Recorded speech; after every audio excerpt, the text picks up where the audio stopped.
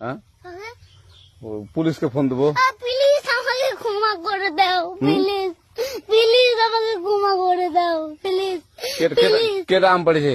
ওরে ফারুককে ধরে নিয়ে আসেন, ওয়ে দিরাচ্ছে, আমি দিরাই নাই, প্লিজ। ওই আমটা তুল আমটা তুল কোনটা আম? হ্যাঁ এই যে এই জাম, আরে এই যে এই জাম, এই জাম, ওরা ছিঁড়ে দিছে, আপনি ছিঁড়ে নেই, প্লিজ।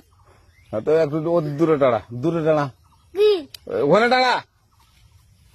এখন কি করছিস কয়া?